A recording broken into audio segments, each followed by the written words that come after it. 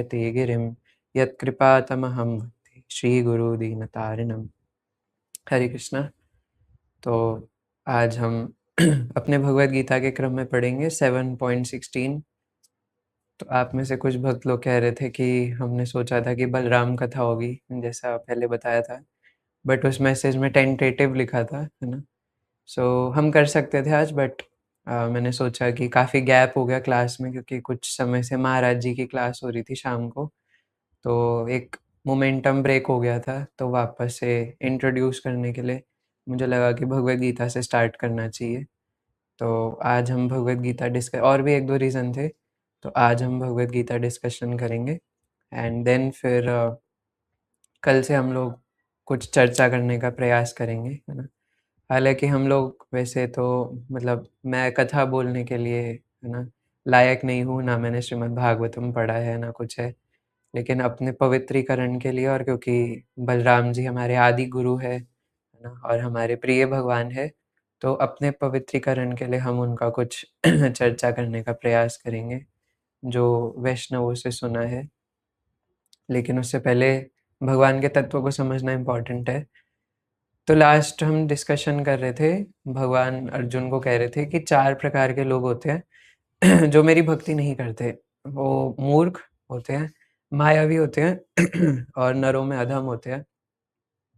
तो अब अर्जुन के मन में सवाल है कि ये तो आपने बता दिया कि जो आपकी भक्ति नहीं करते, जो गँवार होते हैं, जो एकदम नास्तिक प्रवृत्ति के होते हैं, लेकिन ऐसे भी तो होंगे ना जो आपकी भक्ति करते हैं। तो अब आप बोलेंगे लेकिन इससे हमारा क्या फ़ायदा, है ना? हम क्यों ये सब सुन रहे हैं? हम तो ऑलरेडी भक्ति कर रहे हैं। तो भी ये क्वेश्चन कई बार मन में आता है कि आखिर कोई भगवान के पास क्यों आता है ना? क्योंकि सारे लोग अनकंडीशनली तो आते नहीं है। इवन हम जो हैं, हम भी अनकंडीशनली नहीं आए। तो आखिर भगवान के पास कोई आता क्यों है ना? तो ये उत्तर आज के श्लोक में मिलेगा। तो हम लोग पढ़ेंगे इस श्लोक को। चतुर्विधा भजन्ते मां जनः सकृतो नो अर्जुन। चतुर्विधा चतुर्विधा भजन्ते मां जनाः सुकृतिनोऽर्जुन। आर्त जिज्ञासु अर्थार्थी ज्ञानी च भरतृषभ। आर्तो जिज्ञासुरर्थी ज्ञानी च भरतर्षभ। चतुर्विधा भजन्ते मां जनः सुकृतिनो अर्जुन। चतुर्विधा भजन्ते मां जनाः सुकृतिनोऽर्जुन। आर्तो जिज्ञासु अर्थार्थी ज्ञानी च भरतृषभ। आर्तो जिज्ञासुरर्थार्थी ज्ञानी च भरतर्षभ। अनुवाद तात्पर्य शिल प्रभुपाद द्वारा। शिल प्रभुपाद की जय। हे भरत श्रेष्ठ, 4 प्रकार के पुण्य आत्मा मेरी सेवा करते हैं, आर्त, जिज्ञासु, अर्थार्थी तथा ज्ञानी। तात्पर्य: दुष्कृति के सर्वथा विपरीत ऐसे लोग हैं जो शास्त्रीय विधि विधानों का दृढ़ता से पालन करते हैं, और ये सुकृतिनः कहलाते हैं। अर्थात ये वे लोग हैं जो शास्त्रीय विधि विधानों, नैतिक तथा सामाजिक नियमों को मानते हैं और परमेश्वर के प्रति न्यून अधिक भक्ति करते हैं। इन लोगों की 4 श्रेणियां हैं। वे जो पीड़ित हैं, वे जिन्हें धन की आवश्यकता है, वे जिन्हें जिज्ञासा है, और वे जिन्हें परम सत्य का ज्ञान है। ये सारे लोग विभिन्न परिस्थितियों में परमेश्वर की भक्ति करते रहते हैं। ये शुद्ध भक्त नहीं है, क्योंकि ये भक्ति के बदले कुछ महत्वाकांक्षाओं की पूर्ति करना चाहते हैं। शुद्ध भक्ति निष्काम होती है और उनमें किसी के लाभ की आकांक्षा नहीं रहती। भक्ति रसामृत सिंधु में शुद्ध भक्ति की परिभाषा इस प्रकार दी गई है: अन्य अभिलाषिता शून्यम ज्ञान कर्मादि अनावृतम अनुकूले न कृष्ण अनुशीलनम भक्तिरुत्तमा। मनुष्य को चाहिए कि परमेश्वर कृष्ण की दिव्य प्रेमा भक्ति किसी सकाम कर्म अथवा मनोधर्म द्वारा भौतिक लाभ की इच्छा से रहित होकर करे। यही शुद्ध भक्ति कहलाती है। जब ये 4 प्रकार के लोग परमेश्वर के पास भक्ति के लिए आते हैं और शुद्ध भक्त की संगति से पूर्णतया शुद्ध हो जाते हैं, तो ये भी शुद्ध भक्त हो जाते हैं। जहाँ तक दुष्टों का प्रश्न है, उनके लिए भक्ति दुर्गम है, क्योंकि उनका जीवन स्वार्थपूर्ण, अनियमित तथा निरुद्देश्य होता है। किंतु इनमें से भी कुछ लोग शुद्ध भक्त के संपर्क में आने पर शुद्ध भक्त बन जाते हैं। जो लोग सदैव सकाम कर्मों में व्यस्त रहते हैं, वे संकट के समय भगवान के पास आते हैं और तब वे शुद्ध भक्तों की संगति करते हैं तथा विपत्ति में भगवान के भक्त बन जाते हैं। जो बिल्कुल हताश है, वे भी कभी-कभी शुद्ध भक्तों की संगति करने आते हैं और ईश्वर के विषय में जानने की जिज्ञासा करते हैं। इसी प्रकार शुष्क चिंतक जब ज्ञान के प्रत्येक क्षेत्र से हताश हो जाते हैं, तो वे भी कभी-कभी ईश्वर को जानना चाहते हैं और वे भगवान की भक्ति करने आते हैं। इस प्रकार ये निराकार ब्रह्म तथा अंतर्यामी परमात्मा के ज्ञान को पार कर जाते हैं और भगवत कृपा से या उनके शुद्ध भक्त की कृपा से उन्हें साकार भगवान का बोध हो जाता है। कुल मिलाकर जब आर्त जिज्ञासु ज्ञानी तथा धन की इच्छा रखने वाले समस्त भौतिक इच्छाओं से मुक्त हो जाते हैं और जब वे यह भली भांति समझ जाते हैं कि भौतिक आसक्ति से आध्यात्मिक उन्नति का कोई सरोकार नहीं है, तो वे शुद्ध भक्त बन जाते हैं। जब तक ऐसी शुद्ध अवस्था प्राप्त नहीं हो लेती, तब तक भगवान की दिव्य सेवा में लगे भक्त सकाम कर्मों में या संसारी ज्ञान की खोज में अनुरक्त रहते हैं। अतः शुद्ध भक्ति की अवस्था तक पहुंचने के लिए मनुष्य को इन सबको लांघना होता है। एक लाइन मुझे बहुत हिट करी है ना, जो शिला प्रभुपाद लास्ट में कह रहे हैं कि शुद्ध भक्ति की अवस्था तक पहुंचने के लिए इन सबको लांघना होता है ना? लांघने का मतलब आप समझते हो कि जैसे सीढ़ी है ना कहीं पे, तो एक तो तरीका है कि कई बार हम लोग इमैच्योरिटी में आके जो बच्चे होते हैं ना, वो कई बार 1-2 सीढ़ी स्किप करके सीधा ऊपर कूद जाते हैं, है ना? तो इसको बोलते हैं लांघना, है ना? लेकिन उसके ऊपर चल के जाना एक बात है और लांघना दूसरी बात है ना? वैसे तो ये हिंदी में ट्रांसलेटेड है, तो जो कि श्रील प्रभुपाद द्वारा नहीं किया गया है। बट यहाँ पे लांघना का मतलब है कि इन सब पे जाने की ज़रूरत नहीं है ना? ये जो स्टेप्स बताए हैं, इस पे जाना कोई कंपल्सरी नहीं है ना? इनको लांघ के भी जाया जा सकता है। तो इसलिए भक्ति एक ऐसी अवस्था है कि बाकी कोई भी चीज़ भक्ति के इक्वल नहीं है ना? कहने का मतलब है ज्ञान, कर्म आदि कई लोग हैं जो कहते हैं कि आप इस्कॉन वाले, है ना? आपका ब्रेन वॉश किया गया है और आप सिर्फ़ भक्ति के बारे में ही बताते हो, सिर्फ़ और सिर्फ़ भक्ति के बारे में ही। जबकि ज्ञान और कर्म के बारे में भी तो बताया भगवद गीता में, है ना? आई होप आपको समझ में आ रहा होगा, कोई एक्सप्लेन करने की ज़रूरत नहीं। ज्ञान मतलब बहुत सारा नॉलेज और कर्म मतलब कि बहुत सारा काम करो, सकाम कर्मी बनो और फल की आशा करो। तो ये भी तो बताया, आप क्या जब देखो भगवान के लिए करो, भगवान के लिए करो करते रहते हो, है ना? तो लेकिन बात ये है कि ज्ञान, कर्म और जितने भी अच्छे स्वभाव है ना, अब इसमें मैं सारी चीज़ें इंक्लूड कर रहा हूँ। जितनी भी अच्छी आदतें हैं, अच्छा चरित्र है, ये सब अच्छा है, लेकिन अगर इसमें भक्ति ना हो तो ये बेकार है ना? लेकिन अगर ये भक्ति से युक्त हो तो अच्छा है ना? इसको मैं थोड़ी देर में एक एनालॉजी से बताऊँगा, जो मैंने भक्तों से सुना था, है ना? मैं भूल जाऊँ तो आप मुझे याद दिला देना, बट फिलहाल हम लोग पहले श्लोक चर्चा करेंगे। तो 4 प्रकार के लोग जो भगवान की भक्ति नहीं करते, वो तो बता दिया। अब 4 प्रकार के लोग जो करते हैं, इनको भगवान सुकृतिनो अर्जुना कह रहे हैं, है ना? कि ये सुकृतिवान है। सुकृति मतलब पुण्य आत्मा है, अनुवाद में भी बताए हैं कि ये मेरी सेवा करने के लिए आते हैं। तो पुण्य आत्मा है, इसी से पता चलता है कि ये लोग पापी तो नहीं है, है ना? क्योंकि पिछले श्लोक में स्पेशली बोले थे कि ये पापी हैं। यानी कि जो पापी लोग हैं, वो दृढ़तापूर्वक भगवान की भक्ति नहीं कर सकते। जैसा भगवान खुद बताते हैं, ये शाम त्वंत गतम पापम जनानाम पुण्य कर्म नाम। उनके पुण्य राख हो जाते हैं, उनके पाप बढ़ जाते हैं और इस वजह से वो गीता क्लास में नहीं आ पाते, है ना? और इस वजह से वो श्रवण नहीं करना चाहते, है ना? कहते हैं कि हमें भगवद गीता क्लास बोरिंग लगती है ना? सो ऐसा होता है ना, धीरे-धीरे समय आता है कि हमें भगवान का तत्व सुनना ही बोरिंग लगने लग जाता है। लेकिन मैं कई बार कहता हूँ ना कि हम अगर डायरेक्ट कथाओं पर जाएँगे ना, तो नई बात बनेगी, है ना? मैं ये नहीं कह रहा कि कथाओं को नेग्लेक्ट करना चाहिए, ऐसा हमारे किसी आचार्य ने नहीं कहा, पर तत्व ज़्यादा ज़रूरी है। सिद्धांत बलिया चित्ते नाहि करो आलस, है ना? चैतन्य चरितामृत में बताया गया है कि सिद्धांत बोलने में कभी आलस नहीं करना चाहिए। तो सिद्धांत ज़्यादा ज़रूरी है। श्रील गौर गोविंद महाराज जब पाश्चात्य देश में जाकर के प्रचार कर रहे थे, तो वहाँ पर कई डिवोटीज़ कहते थे, "Maharaj we want to hear some stories Maharaj, tell us stories."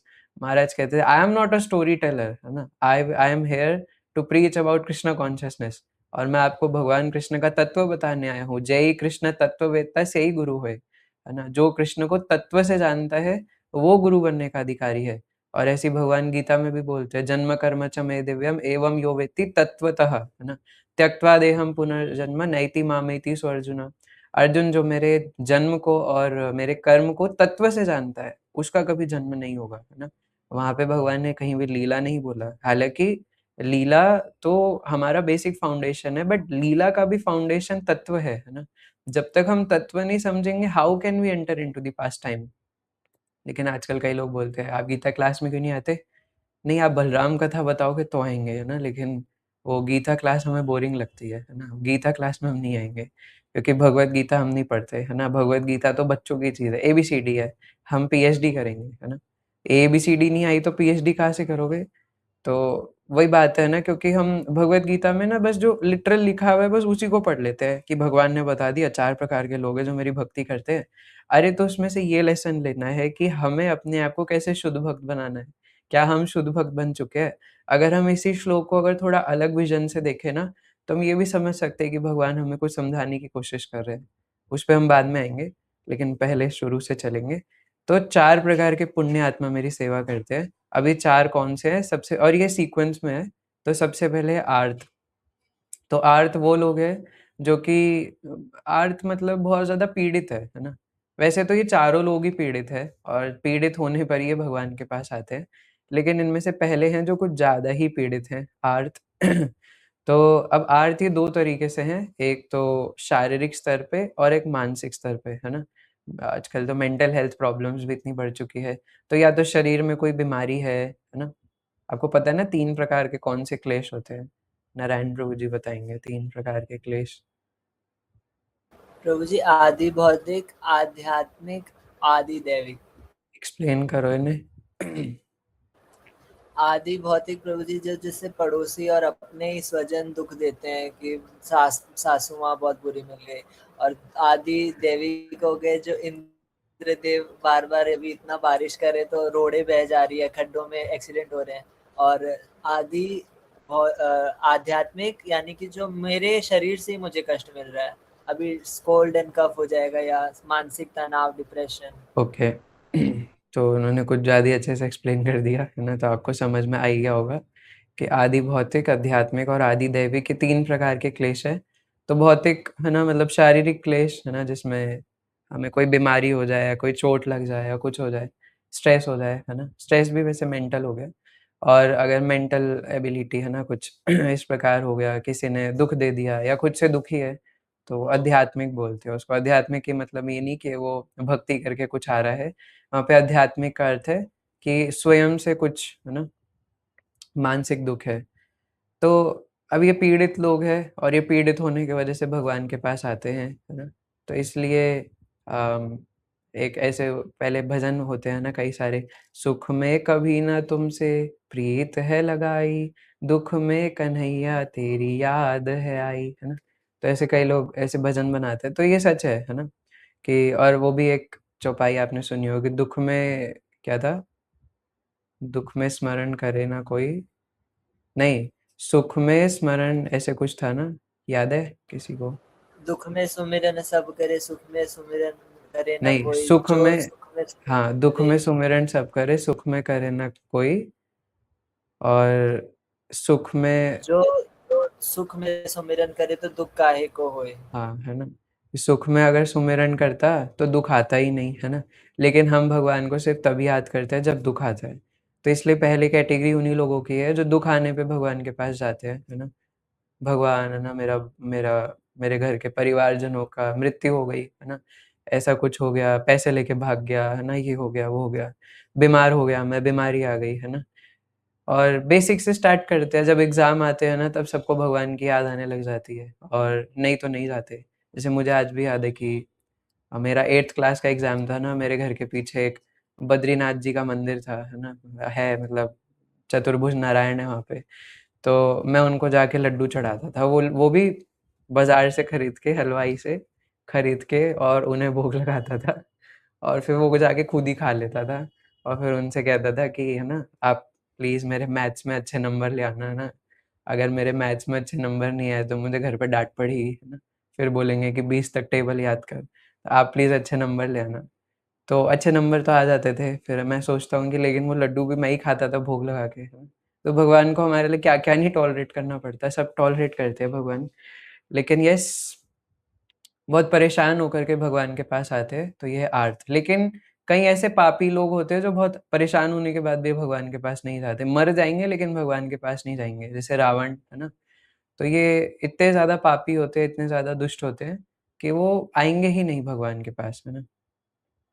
तो भौतिक और मानसिक क्लेश, लेकिन वहीं पे देवी-देवता, है ना? उनका कुछ भी हो जाता है वो भगवान के पास भागते हैं। पहले इंद्रदेव खुद भगवान की लीलाओं में टाँग अड़ाते हैं।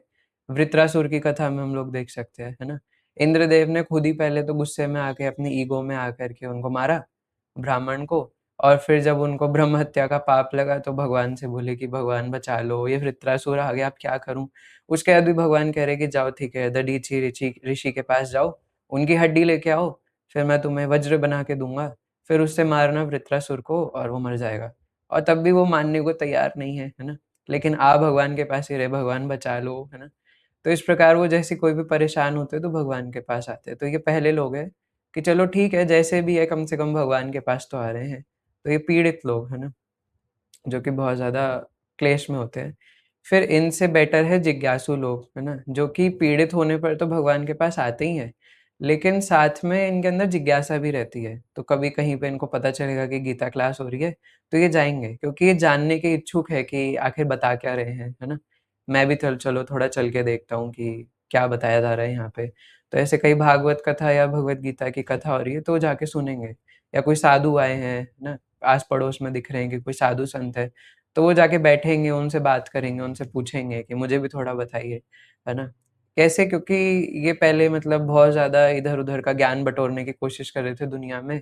हो सकता है मायावादी रह चुके हो पहले, लेकिन अब उससे इनका पूरा दिमाग खप चुका है ना? उसमें कुछ मिला नहीं, कोई रस मिला नहीं, तो फिर कोई साधु संत आते, कोई भक्ति ग्रंथ प्राप्त हो जाता है, तो फिर उसको पढ़ के सोचते क्या पता इसमें मुझे सुख मिल जाए। तो ये जिज्ञासु लोग हैं कि चलो इतना तो देख ही लिया, अब इससे तो कुछ मिला नहीं, चलो थोड़ा भक्ति ग्रंथ भी पढ़ लेते हैं। तो ये दूसरे प्रकार के लोग हैं, है ना? जिज्ञासु, जो कि सेंस ग्रैटिफ़िकेशन में लगे ही हुए हैं, है ना? हर समय अपना भोग वृत्तियों में, लेकिन कोई साधु आ जाता है, तो उससे उससे पूछने के लिए जाते हैं। फिर तीसरे हैं अर्थार्थी, है ना? अब ये उनसे भी श्रेष्ठ है कि ये भौतिक भोग में लगे हुए थे और साथ में जिज्ञासु भी थे, भगवान के बारे में ग्रंथों के माध्यम से, साधुओं के माध्यम से जानना तो चाहते थे, और अब इनको कुछ अर्थ कमाना होता है या कोई भौतिक अभिलाषा होती है, तो भी ये भगवान के पास जाते हैं, है ना? अभी आगे क्योंकि भगवान इसी अध्याय में बताएँगे कि जो देवी-देवताओं के पास जाते हैं, वो अल्प बुद्धि वाले होते हैं, है ना? उनका बुद्धि कम होता है। तो इसी कारण क्योंकि जैसे भी है लेकिन ये विश्वास भगवान पर ही करेंगे, है ना? तो ये घूम फिर आकर के कृष्ण के पास आते हैं, क्योंकि हम लोग अभी पढ़ेंगे और आप सब तो जानते ही हैं, है ना? कि अगर कि कोई किसी देवी-देवता के पास जाके कुछ माँग रहा है, तो पहले उन देवी-देवता को भी वो एप्लीकेशन भगवान के पास भेजनी पड़ती है। सपोज़ है ना कि कोई जाके गणेश जी से कह रहा है कि मुझे एक बीएमडब्ल्यू चाहिए, तो पहले वो गणेश जी को एप्लीकेशन भगवान के पास भेजनी पड़ेगी। फिर भगवान उसमें सैंक्शन करेंगे तो करेंगे, नहीं करेंगे तो नहीं करेंगे। फिर वो वापस गणेश जी के पास आएगा, है ना? उसके बाद फिर वो जाके कोई कुछ भी किसी को दे सकते हैं, है ना? देंगे या नहीं देंगे। ऑब्वियसली वो ये सब होता नहीं है ऐसा कि सच में एप्लीकेशन लेटर जा रहा है, वापस आ रहा है। बट समझने के लिए है ना? कि कोई अपनी इंडिपेंडेंट तरीके से नहीं कर सकता, है ना? कि जो मन में आए, जैसे मन में आए कर दे। कहने का मतलब है ना? ईश्वरः परमः कृष्ण सच्चिदानंद विग्रह अनादिरादिर गोविंद सर्व कारण कारणम। भगवान हर कारण के पीछे के कारण हैं। तो कोई कुछ अपनी इच्छा माँग रहा है, उसके कारण भले ही देवी-देवता हो सकते हैं, लेकिन वो देवी-देवताओं के पीछे भी जो लिविंग फ़ोर्स है, जो कारण है, वो तो कृष्ण है, क्योंकि देवी-देवताओं को शक्ति, स्मरण शक्ति सब कुछ तो भगवान प्रदान कर रहे हैं।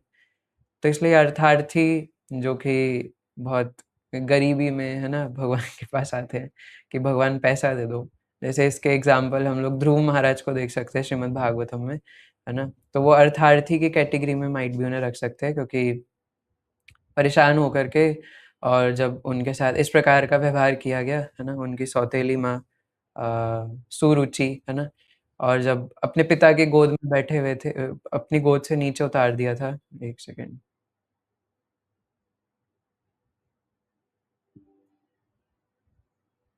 यस, सो अ हाँ, तो सुरुचि माता कहती है ना, ध्रुव महाराज को कि बेटा तुम क्योंकि मेरी कोख से पैदा नहीं हुए, इसलिए तुम इतने सौभाग्यशाली नहीं हो कि तुम अपने पिता की गोद में बैठ सको। एक काम करो तुम, है ना, भगवान की पूजा आराधना करो और फिर अगले जन्म में तुम मेरी कोख से जन्म लेना, जब तुम सौभाग्यशाली बन जाओगे, सुकृतिवान बन जाओगे, और फिर तुम अपने पिता की गोद में बैठ सकते हो, नहीं तो अभी तुम लायक नहीं हो। और एक्चुअली जो उनके पिताजी थे वो चाहते थे कि ध्रुव महाराज को उठा ले और गोदी में बिठा ले, क्योंकि उनका तो वात्सल्य प्रेम था। वो तो 5 साल के बच्चे हैं, लेकिन सुरुचि के कारण अब वो भी बंद गए और उठा नहीं पाए ध्रुव महाराज को, और वो रोते हुए गए। तो सुनीति माता ने उनको बताया, है ना, कि हाँ बेटा, तुम भगवान की आराधना करो और भगवान तुम्हारी मदद करेंगे। वो बोले भगवान, है ना, कौन होते हैं भगवान? तो नहीं बेटा, ना तुम जाओ और ढूंढो, है ना। और 5 साल की उम्र वो निकल गए। और हम लोग कल ही चर्चा कर रहे थे रात को कि उन्होंने इस प्रकार की तपस्या करी, इस प्रकार की तपस्या करी कि अपनी सांस ही रोक दी कि भगवान नहीं मिल रहे, अपनी सांस रोक दी। और ऐसे सांस रोकी कि पूरे ब्रह्मांड की सांस रोक दी उन्होंने, क्योंकि एक भक्त की सांस रुकेगी तो फिर क्या होगा, है ना। एक एक भजनानंदी में, एक एक भक्त में इतनी शक्ति होती है कि ध्रुव महाराज ऐसी तपस्या करे कि उनकी सांस रोकने की वजह से पूरे ब्रह्मांड का गला अवरुद्ध हो गया, है ना। और अभी तक तो सिर्फ ध्रुव महाराज का था तो बात बन रही थी, लेकिन जब ब्रह्मा जी ने देखा कि क्या हो रहा है ना, पूरा ब्रह्मांड जलने लग गया, सब लोग मर जाएंगे, है ना। तो फिर भगवान को साक्षात प्रकट होना पड़ा ध्रुव महाराज के सामने। बोले क्या चाहिए तुम्हें, है ना, क्या तुम्हें साम्राज्य चाहिए? दे देता हूँ मैं तुम्हें, पूरी पृथ्वी ले लो, है ना। क्या क्या लोगे साम्राज्य में, बताओ। लेकिन ध्रुव महाराज कहते हैं नहीं, अब मुझे कुछ नहीं चाहिए। मैं तो टूटे हुए कांच के टुकड़े ढूंढ रहा था, लेकिन मुझे क्या पता था कि मुझे हीरा मिल जाएगा, है ना। मैं ये साम्राज्य, ये धन कमा करके क्या करूंगा, ये आज है कल नहीं है। तो इसलिए अब मुझे आप मिल गए हो तो मुझे और पाने के लिए बचा ही क्या है ना। तो देखो, ये भगवत गीता के श्लोक याद करके हमें पूरी ध्रुव महाराज की कथा याद आ जाती है ना। कितनी बार उसमें हमें भगवान नारायण का स्मरण हो जाता है। तो फिर कहते हैं कि भगवत गीता बोरिंग है ना।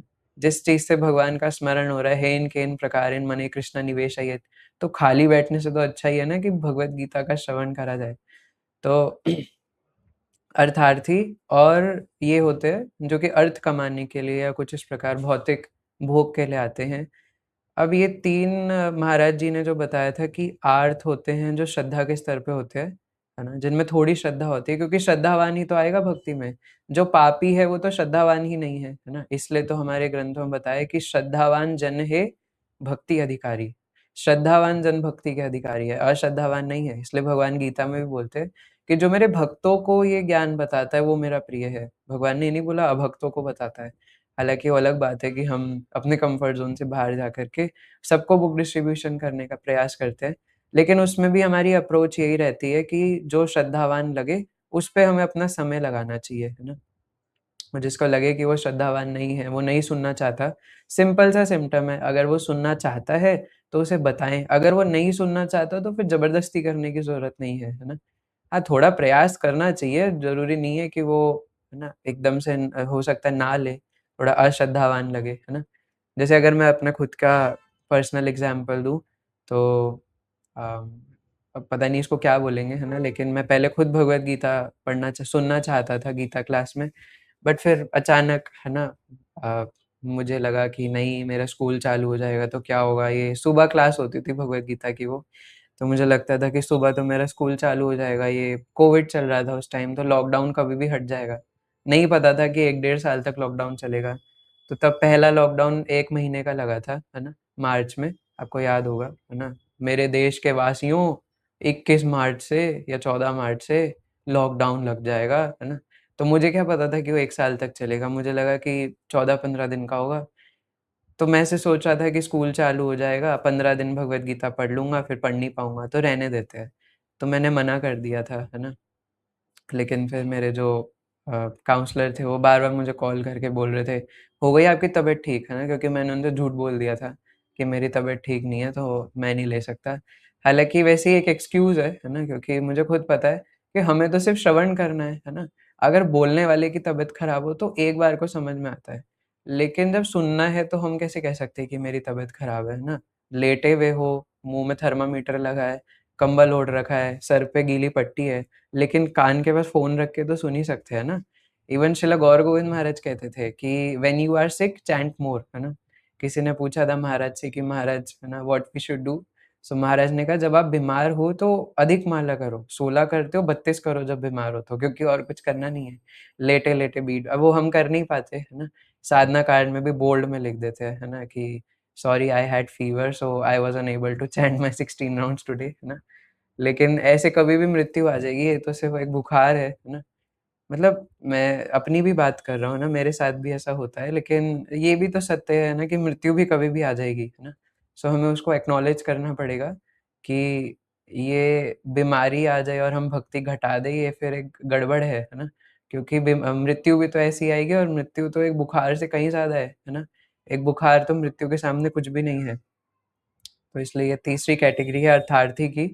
तो पहले है श्रद्धावान, है ना? जो आर्त होते हैं, तो ये श्रद्धा के स्तर पे है कि आते हैं, समझने का प्रयास करते हैं, कुछ श्रद्धा होती है इनमें जानने की। फिर जिज्ञासु, है ना? वो साधु संग करते हैं, है ना? तो इसलिए वो साधु संग से जिज्ञासु होकर के फिर जानने का प्रयास करते हैं। फिर अर्थार्थी हैं, है ना? जो कि भजन क्रिया के स्तर पे आते हैं कि भगवान से जाके माँगते हैं, है ना? चलो माँग रहे हैं किसी से तो भगवान से माँग रहे हैं। और फिर ज्ञानी जो है वो अनर्थ निवृत्ति पर आ जाते हैं, क्योंकि ये इन तीनों से ऊपर है ना? अब इनको समझ में आ जाता है कि अर्थ कमाने से कुछ नहीं होगा, है ना? तो ये अनर्थ है, जिसको मैं अर्थ समझ रहा था ये अनर्थ है। और ज्ञान के लिए भगवान श्रील प्रभुपाद ने एक जगह भगवद गीता के तात्पर्य में बोला है, आपने पढ़ा होगा कि सिर्फ़ ये जान लेना कि हम लोग आत्मा है और कोई परमात्मा नाम के व्यक्ति है, ये काफ़ी नहीं है ना? आपको ये भी जानना पड़ेगा कि हमारा भगवान से संबंध क्या है, अभिधेय क्या है और प्रयोजन क्या है ना? हमारा भगवान के साथ संबंध है कि हम लोग उनके नित्य दास हैं, जीवेर स्वरूप होए कृष्णेर नित्य दास। हालाँकि इसके ऊपर बहुत लंबा डिस्कशन हो सकता है, but in short one line में। और हमारा प्रयोजन है कृष्ण प्रेम की प्राप्ति, कि हमारा जो संबंध है भगवान के साथ, वो संबंध को रीएस्टैब्लिश करना, उनके साथ प्रेम की प्राप्ति करना, वो हमारा प्रयोजन है। और वो प्रयोजन पाने के लिए हमें जिस मार्ग से जाना पड़ेगा, है ना? जैसे कोई डिग्री लेने के लिए हमें जो कोर्स करना पड़ेगा या जो स्किल हमें चाहिए, उसको अभिधेय बोलते हैं, है ना? तो हमें हमारा संबंध है भगवान के साथ, प्रयोजन हमारा कृष्ण प्रेम है, और उस कृष्ण प्रेम को पाने के लिए हमें जो करना है, वो है अभिधेय, और वो अभिधेय है भक्ति, है ना? क्योंकि भगवान गीता में कहते हैं भक्त्या मामभिजानाति, मुझे जानने का एक ही तरीका है, वो भक्ति के द्वारा। तो भक्ति के द्वारा कोई मुझे जान सकता है। तो जब भगवान खुद गीता में कह रहे हैं कि मुझे भक्ति के द्वारा जान सकते हैं, तो मैं अरे-गहरे नत्थू-फेरों की बात सुनूँ, जो कहते हैं कि आप क्यों भक्ति-भक्ति कर रहे हो? या फिर मैं भगवान की बात सुनूँ, है ना? तो इसलिए ये ज्ञान है कि वो इन तीनों से ऊपर होते हैं। अगले अगले श्लोक, क्योंकि अगला श्लोक तो अब हम पता नहीं कब डिस्कशन करेंगे, बलराम पूर्णिमा के बाद। तो अगले श्लोक में भगवान यही बोलेंगे, है ना? कि इन चारों में से जो चौथा था ज्ञानी, वो मेरे मत में ज़्यादा श्रेष्ठ है ना? और वो शुद्ध भक्ति में लगा रहता है, क्योंकि उसका इन तीनों से कोई रिलेशन नहीं। लेकिन इस श्लोक के तात्पर्य में फिर भी श्रील प्रभुपाद कहते हैं कि ये जो 4 बताए, आर्य, जिज्ञासु, अर्थार्थी और ज्ञानी, ये एक्चुअल में शुद्ध भक्त नहीं है ना? क्योंकि ये किसी रीज़न से भगवान के पास आ रहे हैं। चतुर्विधा भजन्ते माम जनाः सुकृतिनो अर्जुन। और यहाँ पे भगवान अर्जुन को अर्जुन और भरत ऋषभा, है ना, 2 बार संबोधित करते हैं। तो अर्जुन का एक और मतलब होता है कि जो सरल हृदय है, और भरत ऋषभ का मतलब है कि हे भरत श्रेष्ठ। तो भगवान कहते हैं कि अर्जुन तुम भरत श्रेष्ठ तो हो, है ना? लेकिन तुम्हारा चित्त सरल है, तुम्हारा हृदय सरल है। तो इससे ये भी पता चलता है कि हम सरल हृदय होंगे तो ही भगवान को समझ पाएँगे, तो ही हम इन 4 में आएँगे, या फिर 4 से ऊपर जा कर के भगवान की शुद्ध भक्ति कर पाएँगे। क्योंकि सरलता यही वैष्णवता है ना? और इसलिए कपट होगा हृदय में तो फिर भगवान के नहीं हो पाएँगे, है ना? तो इसलिए यहाँ पे ये भक्ति रसामृत सिंधु का श्लोक था, क्योंकि ये चारों जो हैं वो शुद्ध भक्ति की कैटेगरी में नहीं आते। अन्य अभिलाषिता शून्यम ज्ञान कर्मादि अनावृतम। एक दिन मैं पहले भी बता रहा था, जैसे एक होती है गुणाधिभूत भक्ति, है ना? मैं थोड़ा नाम शायद 19-20 का फ़र्क होगा, बट थोड़े टर्म्स है ना ऐसे फिलॉसफिकल है। तो एक होती है क्या बोला मैंने, है ना, गुणाधिभूत भक्ति। तो उसमें क्या होता है कि मैं उस दिन भी बोल रहा था, श्रीमद् भागवतम में भगवान कपिल देव माता देवहूति को बताते हैं कि भक्ति जो कि 3 गुणों के प्रभाव में होती है, सतोगुणी भक्ति, रजोगुणी भक्ति और तमोगुणी भक्ति, है ना? तो मोड ऑफ गुडनेस में जब सतोगुणी, पहले तो मोड ऑफ इग्नोरेंस से स्टार्ट करते हैं, है ना? कि तमोगुणी भक्ति जो है, उसमें व्यक्ति ना बहुत ज़्यादा फ़ेम कमाने का अभिलाषी होता है, और वो फ़ेम कमाने के लिए इस हद तक चला जाता है कि वो वॉयलेंट भी हो सकता है, प्रोवाइडेड कि वो भक्त है ऑलरेडी, है ना? क्योंकि ये तमोगुणी भक्ति है ना?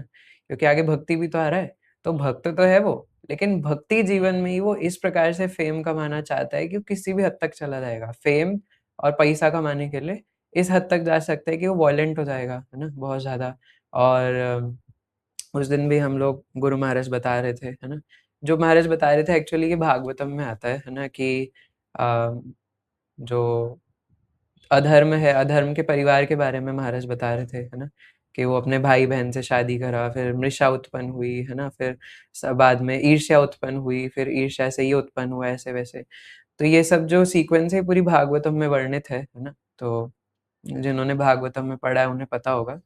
तो वहाँ पर भी यही आता है ना? कि श्रीमद् भागवतम में कि क्योंकि ईर्ष्या है, तो ईर्ष्या के वजह से ही वॉयलेंस उत्पन्न होती है ना? किसी से एनवी करते हैं कि ये मुझसे आगे कैसे चला गया, है ना? या मैं इससे नीचे कैसे रह गया, है ना? कई बार भक्त लोग कहते हैं हमें भक्ति जीवन में भी इन्फीरियॉरिटी कॉम्प्लेक्स हो रहा है ना? या कुछ लोग कहते हैं हमें सुपीरियॉरिटी कॉम्प्लेक्स होता है। पता है ना इन्फीरियॉरिटी कॉम्प्लेक्स क्या होता है? कि ये मुझसे इतनी ऊपर कैसे चला गया, है ना? जैसे नारायण प्रभु अगर सोचे कि यार ये शिवम तो मेरे बाद में आया था, है ना? और ये तो मेरे से उम्र में भी छोटा है, ये मेरे से ऊपर कैसे चला गया, है ना? मतलब गए नहीं हैं बट मान लो कि उनके मन में ये बात आ जाए, है ना? कि यार ये शिवम तो यार 32 माला करने लग गया यार, और मैं तो अभी तक 8 माला पे अटका हुआ हूँ, कभी 8 हो रही है, कभी 16 हो रही है, ये क्या हो रहा है ना? सो ये क्या लिख रहे हैं? I am Hardik Prabhu ji, okay प्रभु जी, है ना? सो ठीक है। सो इस प्रकार का जो भाव है ये तमोगुणी भाव है ना? तो इसलिए वो भक्ति भी जो करते हैं वो नाम प्रतिष्ठा कमाने के लिए करते हैं। एक्चुअली नाम प्रतिष्ठा वाला जो है वो रजोगुण में आता है ना? तमोगुण में इतना प्रभाव आ जाता है कि वो किसी भी हद तक जाने के लिए तैयार है ना? लाइक कई बार हम लोग कहते हैं कि अरे वो तो इतने साल से भक्ति कर रहे थे, तो ये अब मैं उस टॉपिक पे जाना नहीं चाहता, बट ये सब अभी जो हमने केसेस देखे हैं ना कुछ सालों में किसी भी संप्रदाय में, किसी भी संस्था में जो हुआ है ना, क्योंकि कई लोग मुझे कहते हैं कि आप ये तो बोल रहे हो कि वैष्णव अपराध मत करो, है ना? लेकिन इन सब टॉपिक पे क्यों नहीं डिस्कस करते? तो मैं उन्हें कहता हूँ कि हम करते हैं, है ना? बट वो एक रील में करना पॉसिबल नहीं है ना? बट हाँ, हम लोग उससे जो सॉल्यूशन हम अपनी लाइफ में अपना सकते हैं, हम उस पे डिस्कशन करेंगे, है ना? Not time pass. तो इसलिए ये सवाल आता है ना कि वो इतने समय से भक्ति कर रहे थे, तो आखिर ऐसा होता क्यों है? इसी वजह से, है ना? क्योंकि वो कहीं न कहीं तमोगुण प्रभाव था। जब प्रभुपाद खुद भगवद गीता के एक तात्पर्य में लिख रहे हैं कि कई लोग इस्कॉन में इसलिए आते हैं, क्योंकि वो अपने गुप्त उद्देश्य पूरा करना चाहते हैं। वो भक्ति करने नहीं आए थे, है ना? इसलिए भगवद गीता क्लास भी धीरे-धीरे छोड़ देते हैं, भागवतम क्लास में आना छोड़ देते हैं। जबकि भागवतम में बताया नित्यम भागवत सेवया। अगर सच में भागवतम सही से पढ़ी होती, और ये चीज़ शिला हलधर महाराज भी अपनी क्लास में बता रहे थे कि अगर कोई सच में ग्रंथ अध्ययन अच्छे से करेगा ना, उसके अंदर कभी भी मान प्रतिष्ठा की अभिलाषा नहीं आएगी, है ना? भक्तिरोत्तमा अनर्थ एक अलग बात है, वो है ना? अभी हम उस पे नहीं जा रहे, वो बहुत कॉम्प्लेक्स चीज़ है। लेकिन आइडियली अगर कोई सच में श्रीमद् भागवतम का सही से अध्ययन करे, है ना? तो उसके अंदर मान प्रतिष्ठा की अभिलाषा नहीं आ सकती, क्योंकि उसको पता है कि अभी मैं जो चीज़ एम कर रहा हूँ, वो बहुत ऊपर है ना? लेकिन मेरे पास अभी जो है कुछ भी नहीं है मेरे पास, तो वो बहुत नीचे रहेगा कि यार मैं कितना गँवार हूँ यार, है ना? ये चैतन्य चरितामृत में, भागवतम में तो कितनी ऊँची बात बोल रहे हैं, राधा श्याम सुंदर की भक्ति। हम जब भजन गाते हैं राधा कृष्ण प्राण मोर, युगल किशोर, कालिंदी रकुले केली, कदम्बे रवन, रतन बेदीर उपाय, बोसाबो द्विजाना। है ना? कालिंदी के तट पे यानी यमुना के तट पे कदम के पेड़ों का एक वन है ना? क्योंकि भगवान कदम के पेड़ के नीचे बैठ के वंशी बजाते हैं।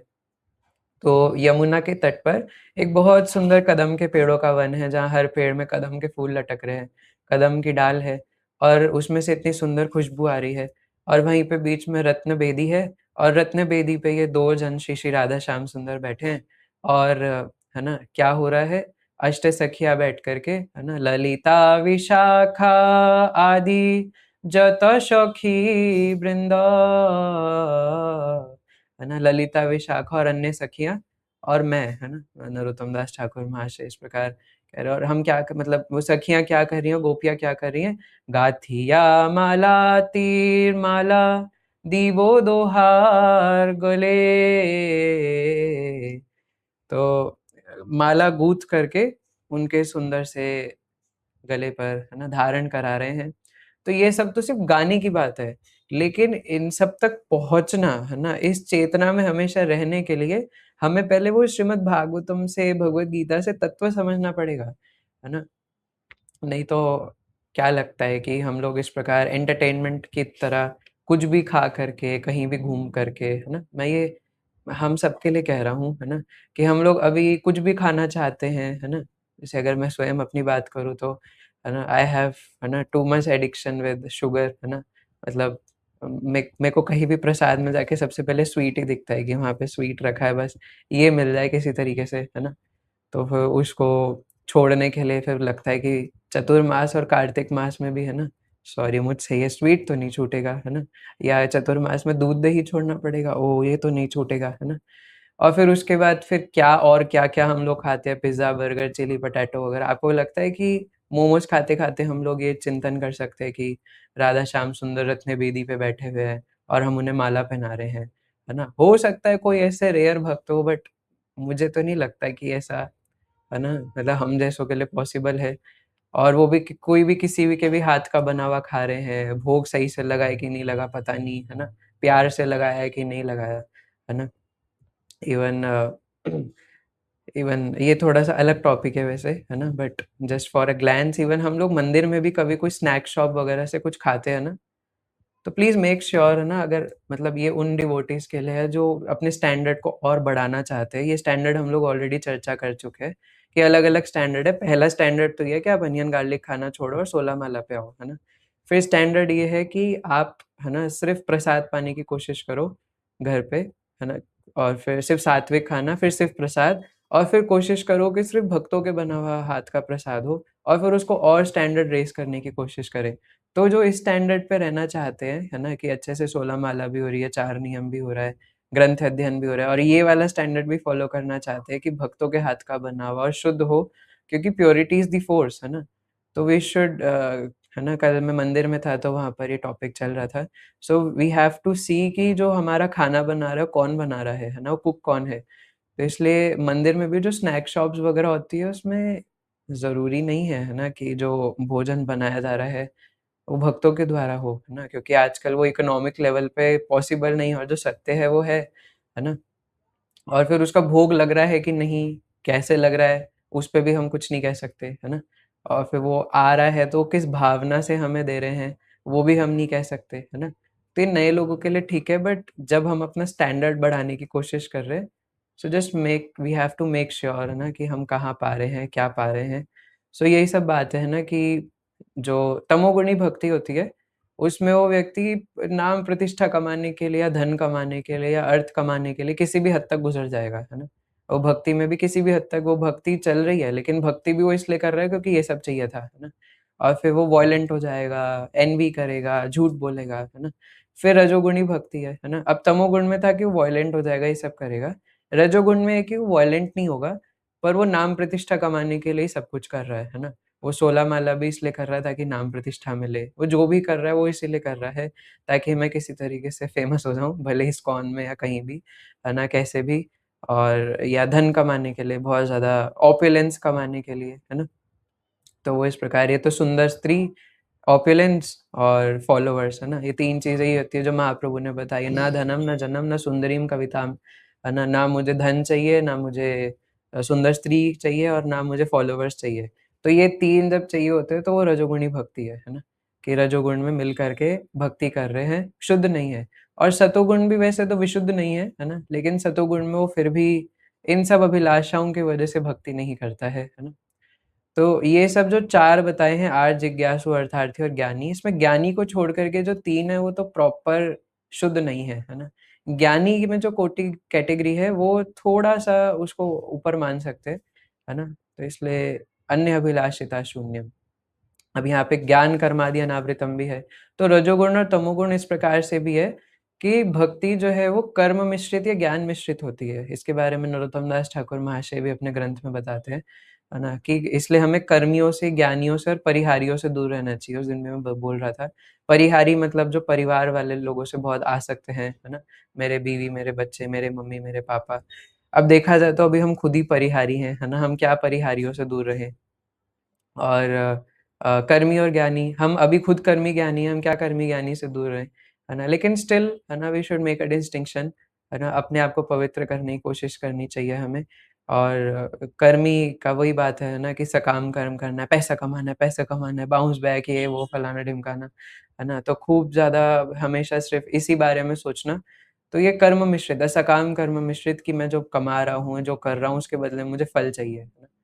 फल मतलब मैंगो या ड्रैगन फ्रूट नहीं, है ना? कोई एवोकाडो चाहिए महँगे वाला, है ना? तो ये सब फल चाहिए और ज्ञान है ना कि ज्ञान मिश्रित है।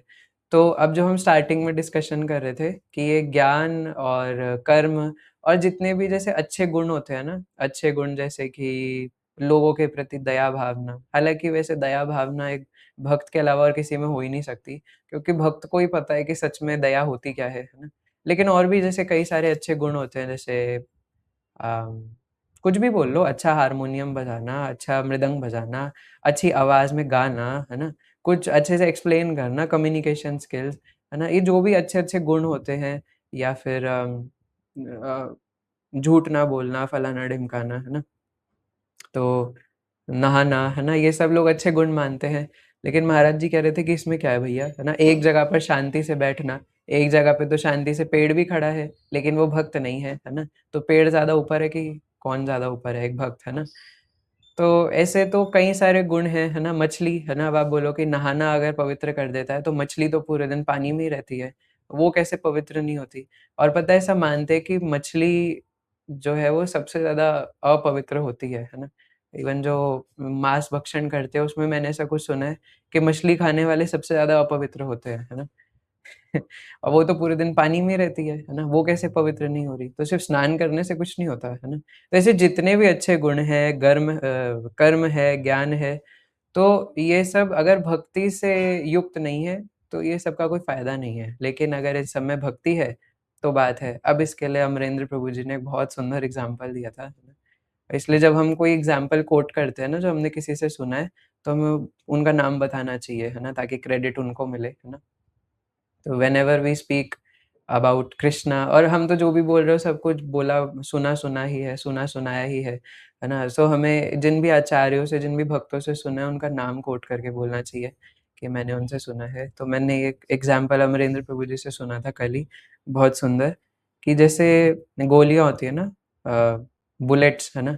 तो अब वो बुलेट्स है, ये क्या ज्ञान, कर्म और ये अच्छे गुण, है ना? कुछ भी अच्छे गुण कि अच्छा मीठा बोलना, मीठा गाना, अच्छा इंस्ट्रूमेंट बजाना, फलाना-ढिमकाना और भी जो भी कंपैशन, है ना? और भी 16वें अध्याय में दैवी तथा आसुरी स्वभाव में बहुत सारे गुण बताए हैं भगवान ने, है ना? कि ब्रह्मचारी होना और सेलिबेसी का पालन करना, एक ही बात हो गई, है ना?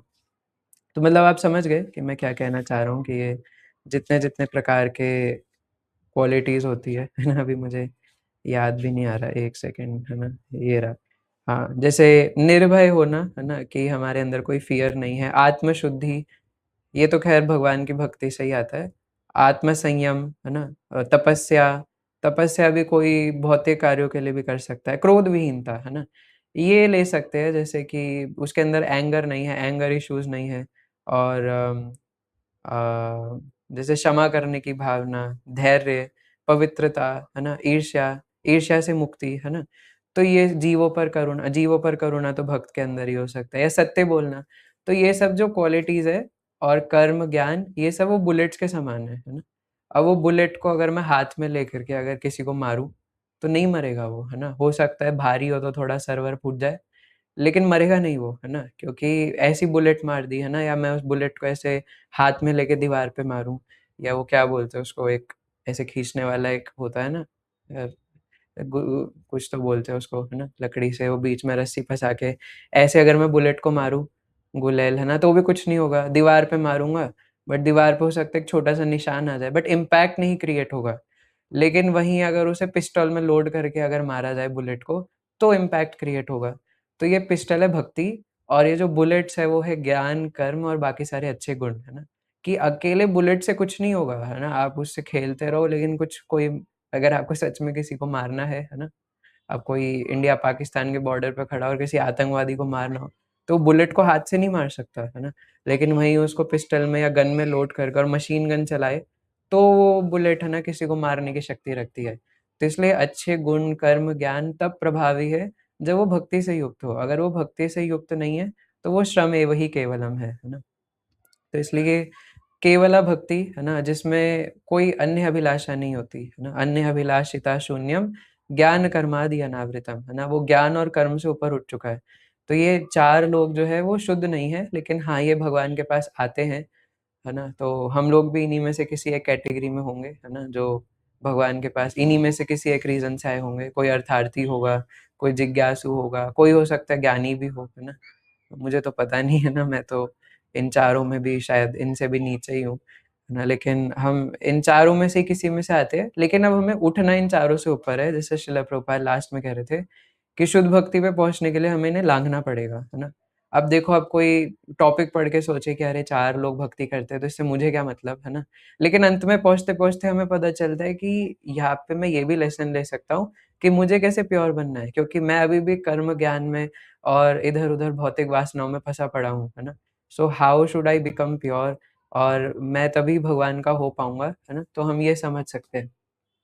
तो जैसे आर्त में हम लोग जो एग्ज़ाम्पल देते हैं, वो गजेंद्र हाथी का देते हैं, है ना? क्योंकि वो पीड़ित थे और पीड़ित अवस्था में भगवान को पुकार रहे थे। जिज्ञासु में हम लोग देते हैं शौनक आदि ऋषि, है ना? जो कि सूत गोस्वामी से भागवतम सुनने के लिए आए थे। और अर्थार्थी में हम लोग ध्रुव महाराज का एग्ज़ाम्पल, है ना? ये अर्थ कमाने के लिए, और मतलब जो गुरु महाराज ने बताए थे सारे वो बता रहा हूँ। और ज्ञानी में है कि सनक आदि, है ना? जो चतुर कुमार हैं, तो वो सब इन कैटेगरीज़ में आते हैं, है ना? तो इनको हम लोग देख सकते हैं। तो कंक्लूजन ये है कि असत्संगा सदा त्यागा, छाड़ा अन्य गीता रागा, कर्मी ज्ञानी परिहारी दूरे, है ना? और हमारा काम है स्मर्तव्य सततम विष्णु, है ना? हमें हर समय भगवान नारायण का, कृष्ण का, निताई का, बलराम जी का, राधा रमन का, नरसिंह देव का, जो भी है ना हमारे हमारे इष्ट देव है, तो हमें उनका निरंतर स्मरण करना है। जगन्नाथ जी का, है ना? और जो भी है, वराहदेव का, है ना? एक्सेट्रा एक्सेट्रा, राम जी का। तो जिनका भी हम लोग स्मरण करना चाहते हैं, है ना? इन वन वर्ड हम कृष्ण का स्मरण करना चाहते हैं, तो उसके लिए हमें पवित्र होना पड़ेगा, है ना? और अगर हमारे अंदर 1% भी इम्प्योरिटी बच गई, तो हम भगवत धाम नहीं जा सकते, है ना? हमें we have to be 100% pure, केवला भक्ति, केवल भक्ति ही रहे हमारे हृदय में। तो इसके लिए हमें इन चारों से ऊपर जाना पड़ेगा। So we have to be very, very serious, है ना? श्रील भक्ति विकास महाराज का मैं कोट पढ़ रहा था कुछ दिन पहले, तो महाराज बोल रहे थे, है ना, कि we have to be very serious, and if you think you are serious, then you have to be more serious, and if you think that you are more serious, then you have to be more serious, है ना, to get Krishna, है ना? भगवान इतनी आसानी से नहीं मिलेंगे हमें, है ना? भगवान को पाने के लिए हमें बहुत, बहुत, बहुत ज़्यादा सीरियस होना पड़ेगा। तो कम से कम अपनी वैदिक भक्ति में, अपनी जो साधना भक्ति है, पहले उसमें सीरियस हो जाए, है ना? कि इस प्रकार से साधना करें, जैसे रघुनाथ दास गोस्वामी, है ना? पत्थर पर लकीर की तरह भजन, है ना? सो इस प्रकार, और अन्य अभिलाषिता शून्यम, है ना? कोई अभिलाषा के बिना एकमात्र कृष्ण की प्रसन्नता। और अगर हमारे अंदर अभी अभिलाषाएँ हैं भी, तो भी भगवान के आगे सरल रहे, जो हमें अर्जुन शब्द से और भरतृषभ शब्द से पता चलता है ना? कि अर्जुन, तुम सरल हृदयी हो, इसलिए मैं तुम्हें बता रहा हूँ, है ना? और इसलिए तुम मेरी शुद्ध भक्ति कर रहे हो। तो हम भी ऐसे सरल हो जाए कि जैसे अभिलाषाएँ हैं, तो उन्हीं को भगवान के सामने प्रेज़ेंट करें, है ना? रोए भगवान के सामने कि भगवान देखो, है ना, मैं तो बिना अभिलाषाओं के आपकी भक्ति कर ही नहीं पा रहा। मेरे अंदर तो इतनी अभिलाषाएँ हैं। और इसलिए नरोत्तम दास ठाकुर में अब वो हमें भजन गाना भी नहीं आता, प्रार्थना करना भी नहीं आता। इसलिए हमारे आचार्य श्रील नरोत्तम दास ठाकुर महाशय जैसे हमें प्रार्थना करना भी सिखाते हैं। आर कबे निताई चाँदेर करुणा हइबे, संसार वासना मोरा कबे तुच्छ हइबे, है ना? कब मेरे ऊपर निताई चाँद की कृपा होगी और इस संसार की वासना मेरे हृदय से चली जाएगी। काम वासना और जितनी भी वासनाएँ मेरे हृदय के अंदर है, वो कब जाएँगी? जब निताई की कृपा होगी। और उसके बाद क्या होगा? विषया छाड़िया कबे शुद्ध होबे मन, कबे हमा हेराबो श्री वृंदावन, है ना? विषय छाड़िया कबे शुद्ध होबे मन, विषय छोड़ करके मेरा मन कब शुद्ध होगा और तब मैं वृंदावन को समझ पाऊँगा, है ना? तो बलराम कथा में वृंदावन में एंट्री करने के लिए पहले विषय छोड़ने पड़ेंगे, है ना? लेकिन हाँ, अब ये भी बात है ना? जो समझदार हैं कि वो विषय छूटेंगे कैसे? भगवान की कथा सुन करके, है ना? तो इसलिए वो समझदार है। इसलिए कृष्ण भक्त बड़ो चतुर, है ना? ना तो तत्व छोड़ता है, लेकिन लीला भी नहीं छोड़ेगा, है ना? श्रील विश्वनाथ चक्रवर्ती ठाकुर बताते हैं कि ऐसा नहीं है कि व्यक्ति हरि कथा सुनने का अधिकारी तब बनता है जब वो पूरा पवित्र हो जाएगा, है ना? इवन श्रील विश्वनाथ चक्रवर्ती ठाकुर तो कहते हैं कि अगर किसी व्यक्ति के हृदय में लस्ट है ना? तो भी वो दशम स्कंद में रासलीला पढ़ने का अधिकारी है, और उसको पढ़ने के बाद अगर वो एक अच्छे साधु से सुनेगा, पढ़ेगा, अपने आप लस्ट चला जाएगा, है ना? शुकदेव गोस्वामी खुद इसका वर्णन करते हैं 10वें स्कंद में कि जो ये रास पंचाध्याय पढ़ता है, उसका लस्ट पूरा चला जाता है ना? लेकिन फिर भी हमारे आचार्यों ने, है ना, हमें बोला है कि हम लोग सीक्वेंस में पढ़े, तो हमें श्रील प्रभुपाद के और अपने आचार्यों के ऑर्डर्स को मानना चाहिए, क्योंकि उन्होंने कुछ सोच समझ करके ही बोला है, और दोनों एक ही बात है, दोनों कॉन्ट्राडिक्टरी नहीं है, दोनों एक ही बात है ना? कि दशम स्कंद पढ़ करके लेकिन पहले भगवान को समझ तो ले। जब हम उस व्यक्ति को ही नहीं जानते तो हम उनकी लीला क्या जानेंगे? जैसे मान लो कि नारायण प्रभु जी मुझे शिवम प्रभु जी के बारे में बता रहे हैं, और शिवम प्रभु जी अभी हमारी क्लास में नहीं आते, मैं शिवम प्रभु जी को जानता नहीं हूँ, और वो कह रहे हैं वो एक शिवम नाम का लड़का है ना, वो उसको उसको रसगुल्ला बड़ा पसंद है ना? फिर वो कल आके मेरे को बताए, है ना, कि उसको ना स्टीफन हॉकिंग की बुक बड़ी पसंद है। मान लो कि कुछ ऐसे-ऐसे कुछ भी आके बता रहे हैं, तो मैं बोलूँगा यार मुझे क्यों बता रहे हो, है ना? कौन शिवम, कैसा शिवम, मैं कुछ जानता नहीं, कुछ नहीं। मुझे आके क्यों बता रहे हो कि रसगुल्ला पसंद है कि क्या पसंद है ना? लेकिन वहीं अब अगर मैं शिवम प्रभु जी को जानता हूँ और तब नारायण प्रभु मेरे को बताएँ, है ना, कि शिवम प्रभु जी को ये पसंद है, वो पसंद है, तो बात बनती है ना? तो इसीलिए जब हम उस व्यक्ति को पहले जानते ही नहीं, तो हम उसकी लीला, वो क्या करता है, क्या नहीं करता, वो सब कथाओं में कैसे घुस सकते हैं, है ना? तो पहले तो हम वो तत्व जानेंगे कि भगवान आखिर है कौन, हमारे क्या लगते हैं, और हमारा उनसे संबंध क्या है, और फिर उन लीलाओं में घुसेंगे, है ना? तो कल से हम लोग प्रयास करेंगे कुछ कि आने वाली बलराम पूर्णिमा के लिए कुछ चर्चा करने का, है ना? सो आप सबकी अनुमति हो तो आप प्रार्थना कीजिएगा, है ना, कि हम इसको सही से कुछ चर्चा कर पाएँ, है ना? अपना अपने हृदय को तैयार करने के लिए कि हम बलराम जी का वेलकम कर सकें, है ना, भगवान का। और पहले बलराम जी ही आएँगे, है ना? फिर बाद में भगवान आएँगे, कृष्ण आएँगे। तो इसलिए इसी के साथ हम यहीं विराम देंगे। किसी का कोई क्वेश्चन है तो आप हैंड रेज़ कर सकते हैं। यस नारायण प्रभु जी। प्रभु जी आपने एक कोट शेयर किया है ना महाराज का ग्रुप में कि जिज्ञासा आज का जो क्वेश्चन था कि हम वपु सेवा और जो भी है कि हम मानसिक सेवा गुरु की, तो महाराज उसमें बता रहे हैं कि वो ज़्यादा सेफर ऑप्शन है क्योंकि उसमें अपराध नहीं बनेंगे मानसिक सेवा में। तो मैं एक बार मंदिर में भी मैं किन्हीं प्रभु जी से क्लास दे रहे थे, तो वो अच्छे भक्त होंगे, तो उन्होंने बताया कि मैं वो अपने गुरु महाराज श्रील जयप्रताप गोस्वामी महाराज की चरण दबा रहे थे और ऐसे वो ऐसा चिंतन करते हैं, तो क्या मतलब उस प्रकार की मानसिक सेवा?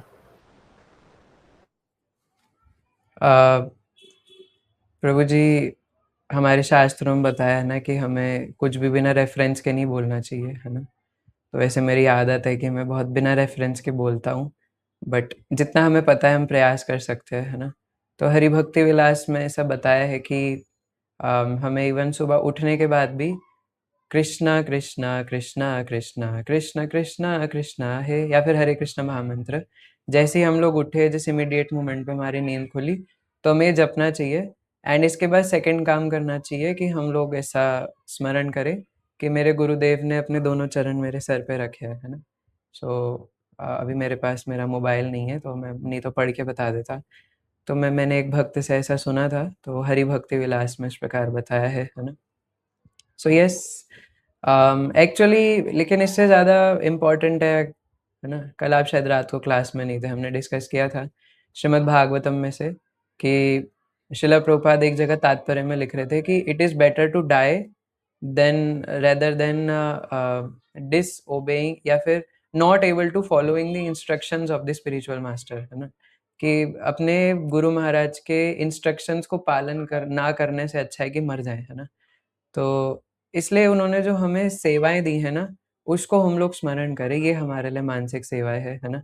जैसे गुरु ने अगर बोला कि बुक डिस्ट्रीब्यूशन करना है, तो हम हमेशा ये स्मरण करें कि मेरे गुरु ने मुझे उस जैसे मान लो कि आपको स्मरण है कि आप फिज़िकली वहाँ पे महाराज सोफ़े पे थे, आप नीचे बैठे थे और महाराज ने आपको बोला था कि अच्छे से बुक डिस्ट्रीब्यूशन करो। तो आपको बार-बार वो स्मरण करना है ना? कि मेरे गुरु ने मुझे उस दिन कहा था मुझे बुक डिस्ट्रीब्यूशन करना है, मुझे बुक डिस्ट्रीब्यूशन करना है। And then Srila Prabhupada says कि we have to find the ways कि किस प्रकार हम लोग उनके ऑर्डर्स को फुलफ़िल कर सकते हैं और ज़्यादा बुक डिस्ट्रीब्यूशन कर सकते हैं। Like this is one thing, है ना? तो ये हमारे लिए मानसिक सेवा है कि जो उन्होंने इंस्ट्रक्शन दिया है, उसका हम लोग मनन-चिंतन करें और उसको कैसे फ़ॉलो कर सकते हैं, उसका मनन-चिंतन करें। और जो अपने गुरु के इंस्ट्रक्शंस को हमेशा स्मरण करते हैं, है ना? वो हमेशा गुरु के साथ ही रहते हैं, है ना? उन गुरु हमेशा उनके साथ ही रहते हैं। वैसे तो गुरु हमेशा हमारे साथ है, हमें देख रहे हैं, लेकिन हम उनके साथ हमेशा रह सकते हैं, उनका संग कर सकते हैं, उनके इंस्ट्रक्शंस को चिंतन करने के माध्यम से। है ना? बाकी जो आपने बोला वो भी ठीक है but this is the more safer and this is the most qualified method for our qualification अभी हम जिस स्तर पे हैं। ओके, ठीक है, तो मुझे लगता है और किन्हीं का कोई प्रश्न नहीं है तो हम यहीं